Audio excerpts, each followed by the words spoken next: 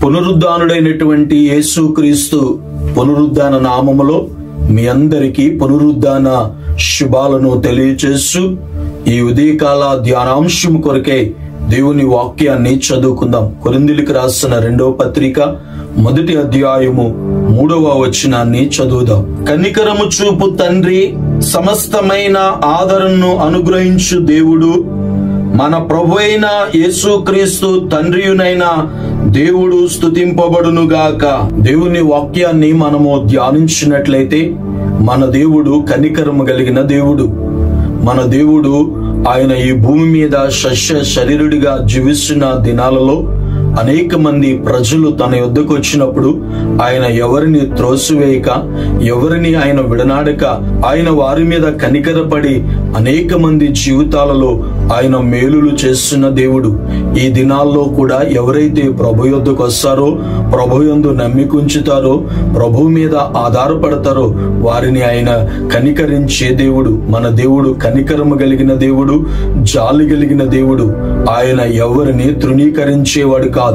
దేవుని యొక్క కనికరాన్ని మనము అర్థం చేసుకోగలిగితే ఆయన కనికరమే మన జీవితాల్లో మేలు చేయగలిగిందని, ఆయన కనికరించే దేవుడని, ఆయన కటాక్షించే దేవుడని నీవు నేను విశ్వసించగలిగితే దేవుడు మన జీవితాల్లో ఉన్న ప్రతి పరిస్థితిలో నుండి ఆయన విడిపిస్తాడు. ఆయన మనల్ని తప్పించగలిగిన దేవుడు.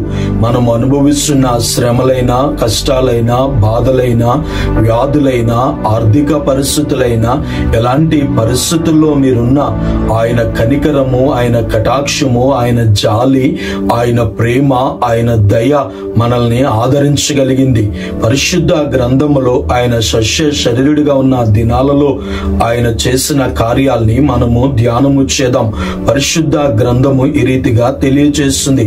మత్తయి సువార్త 14వ అధ్యాయము 14వ వచనాన్ని చదువుదాం. ఆయన వచ్చి ఆ గొప్ప సమూహమును చూచి వారి మీద కనికరపడి వారిలో రోగులైన వారిని స్వస్థపరిచెను.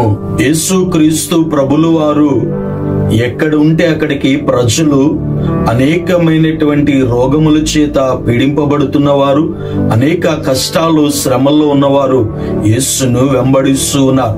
ఆ కాలంలో యేసును వెంబడిస్తున్నప్పుడు వారందరూ ఆహారం కొరకు వస్తున్నారని అనేక రీతిలుగా వారిని గురించి మాట్లాడుతూ ఉన్నప్పుడు ఆ దినాలలో బాప్తిసమిచ్చు యోహానును హేరోదు తన జన్మదినము సందర్భముగా తన కుమార్తెకి యోహాను యొక్క శిరస్సును ఛేదించి బహుమానంగా ఇస్తాడు. అలాంటి పరిస్థితుల్లో అందరూ కలవరపడుతూ ఉండగా యేసుక్రీస్తు ప్రభులు వారు ఏకాంతముగా అరణ్యానికి వెళ్లి ప్రార్థన చేస్తూ ఉండగా ఆ సమాచారం విన్నటువంటి ప్రజలందరూ కూడా యేసు ఉన్న చోటికి కాలునడకన వచ్చినప్పుడు యేసు వారందరినీ చూచి వారి మీద కనికరపడి వారిలో ఉన్నటువంటి రోగులను దేవుడు స్వస్థపరిచాడు. మన దేవుడు కనికర సంపన్నుడు, కనికర పూర్ణుడైన ఈరోజు ఒకవేళ నీవు ఏ వ్యాధితో బాధపడుతున్నా, ఏ రోగముతో బాధపడుతున్నా, మీ జీవితాల్లో స్వస్థత కలగకపోతే, ఎన్ని ప్రయత్నాలు చేసినా మీ జీవితంలో స్వస్థత ఒకవేళ లేకపోతే ఈరోజు దేవుడు మీ ఎడల కనికర పడేవాడని దేవుని యొద్దకు మీరు రాగలిగితే, దేవుని యందు విశ్వాసం ఉంచితే ఆయన కనికరపడి ఆయన స్వస్థపరిచాడు. యేసు స్వస్థపరచలేని వ్యాధంటూ ఏదీ లేదు. ఆయన సమస్తమును చేయగలిగిన దేవుడు. నీవు నమ్మగలిగితే, విశ్వసించగలిగితే దేవుడే మనల్ని స్వస్థపరిచే దేవుడు. ఆయన పరమ వైద్యుడు. దేవుడు ప్రతి రోగము నుండి, ప్రతి వ్యాధి నుండి, ప్రతి బంధకాల నుండి నిన్ను స్వస్థపరచగలిగిన దేవుడు. దేవునికి స్తోత్రం. ఆయన కనికరము వారికి స్వస్థతను కలగచేసింది. పరిశుద్ధ గ్రంథము ఈ రీతిగా తెలియచేస్తుంది. మత్తయి సువార్త 18వ అధ్యాయము 27వ వచనాన్ని చదువుదాం. ఆ దాసుని యజమానుడు కనికరపడి వాని విడిచిపెట్టి వాని అప్పు క్షమించెను. పేతురు యేసు ప్రభు దగ్గరికి వచ్చి తన సహోదరుడు తన ఎడల తప్పిదము చేసిన ఎడల ఎన్ని మార్లు క్షమించాలి అని అడిగినప్పుడు 7 మార్లు అంటే కాదు, 77 మార్లని ప్రభు తెలియచేసి ప్రభు ఒక ఉపమానాన్ని తెలియచేస్తున్నాడు. పరలోక రాజ్యంలో తన దాసుల యొద్ద లెక్క చూచుకుని ఒక రాజును పోలి ఉందని అతడు లెక్క చూసుకుని మొదలు పెట్టినప్పుడు ఒకడు 10,000 తలాంతులు అచ్చి ఉన్నవాడు అతని యొద్దకు తేబడినప్పుడు అతడు అచ్చి ఉన్నది తీర్చడానికి తన యొద్ద ఏమి ఏమీ లేనప్పుడు అతనికి కలిగిన ఆస్తిని, తన భార్యను, తన పిల్లలను సమస్తమును అమ్మి అప్పు తీర్చమని ఆజ్ఞాపించినప్పుడు, కాబట్టి ఆ దాసుడు తన ఎదుట సాగిలపడి మ్రొక్కి, నన్ను ఓర్చుకొనుము, నీకంతయు చెల్లింతుననగా ఆ యజమానుడు వాని అప్పంతా క్షమించాడు. దేవునికి స్తోత్రం. సహోదరి సహోదరుడా, ఈ రోజు మనము ఏ స్థితిలో ఉన్నా, ఎలాంటి పరిస్థితుల్లో ఉన్నా, ఎలాంటి రుణ భారాల చేత మీరు నలిగిపోతూ ఉన్నా, దేవుని ఎదుట మనము ప్రార్థించగలిగితే, దేవుని ఎదుట మనము ప్రార్థన చేస్తే దేవుడు ఆ రుణకట్లన్నిటి నుండి, ఆ అప్పు నుండి దేవుడు మనల్ని విడిపించే దేవుడు. ఆ యజమానుడు వాని మీద కనికరపడి వాని అప్పంతా క్షమించాడు. సహోదరి సహోదరుడా, ఈ దినాన్న ఒకవేళ తెలుసో తెలియకో మనము రుణాలు చేసి, లేక మన యొక్క ఆశలను బట్టో మనము రుణస్తులుగాను అప్పుల భారంతో జీవిస్తూ ఉంటే, ఈ దినాన్న కనికరం కలిగిన దేవుడు మీ ఎడల కనికరపడి ఆయన మీ జీవితాల్లో ఆ స్థితి నుండి ఆయన విడిపించగలిగిన దేవుడు. అనగా దేవుడు మనకు మంచి మార్గాన్ని చూపించి, ఏ రుణాలైతే మనము చేసామో, ఏ అప్పుల చేత అయితే మనం నలిగిపోతున్నామో, వాటన్నిటిని తీర్చగలిగినటువంటి గొప్ప మార్గాన్ని దేవుడే కలగచేస్తాడు. నీ వ్యాపారం గాని, నీ ఉద్యోగాన్ని గాని, నీ చేతి పనిని గాని దేవుడు దీవిస్తాడు.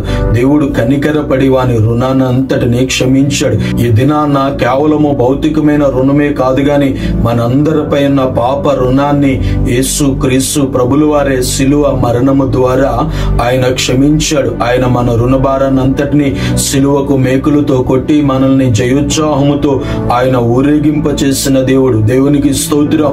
మన ఎవరి మీద పాప భారం లేకున్నట్లు దాని వెలను ఆయనే చెల్లించాడు. మన దేవుడు ఎవరు అనంటే ఆయన కనికర సంపన్నుడు, కనికరము కలిగిన దేవుడు.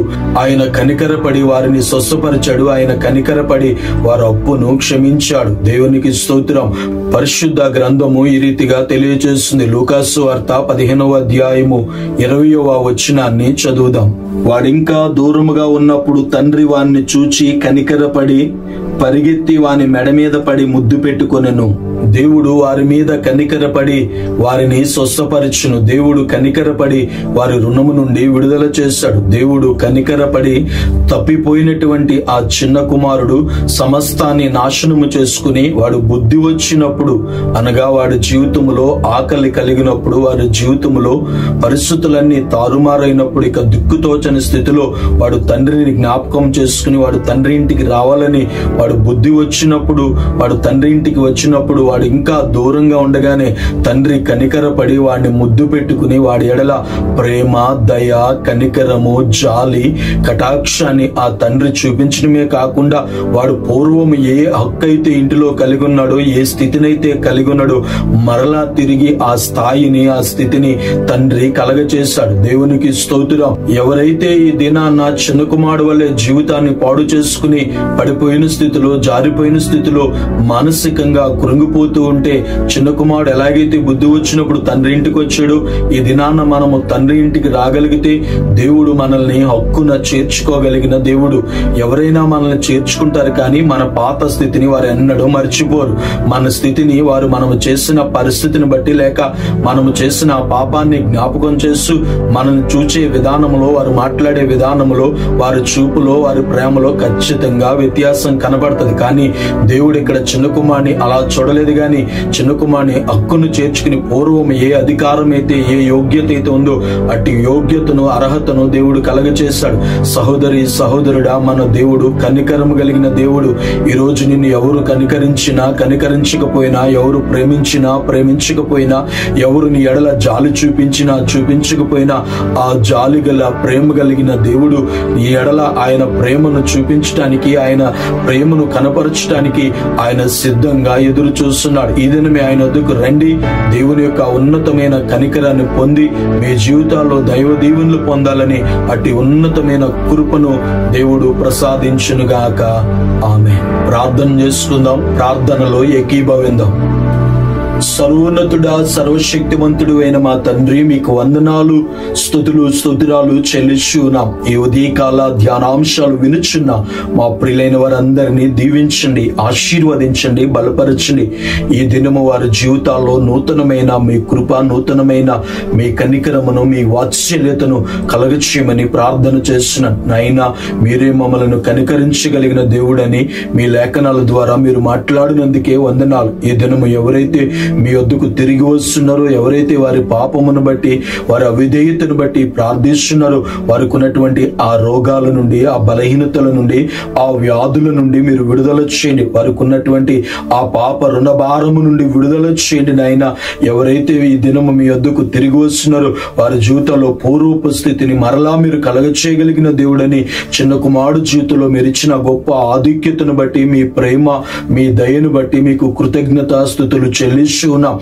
ఈ దినం మేము అందరిపైన మీ కనికరం గల హస్తాలను చాపమని ప్రార్థన చేస్తున్నాను. ఎవరు ఏ సమస్యలో నలిగిపోతూ ఉన్నారు, ఎవరు ఏ సమస్యలో కృంగిపోతున్నారు, ఎవరు మమ్మల్ని కనికరించేవారు, ఎవరు మమ్మల్ని ఆదరించేవారు, ఎవరు మాకు సహాయం చేసేవారు, ఎవరు మమ్మల్ని పట్టించుకునేవారని ఒకవేళ దిగులు చెందుతూ ఉంటే, ఈ ఉదయం అట్టి వారిని మీ కనికరం కలిగిన ఆత్మచేత మీరు సంధించి వారి జీవితాల్లో గొప్ప శుభప్రదమైన నిరీక్షణను కలగచేసి వారికి ఉన్న ప్రతి బంధకాల నుండి మీరే విడుదల చేసి, మీరే కటాక్షించి, కనికరించి ఉన్నతమైన కార్యాలు చేసి దీవించమని, వారి జీవితాల్లో మునుపెన్నడూ లేని గొప్ప శాంతి, సమాధానము, నెమ్మదిని కలగచేసి మీరే దీవించమని యేసు నామములో ఈ మనవులు అడుగుచున్నాను పరమ తండ్రి. ఆమేన్.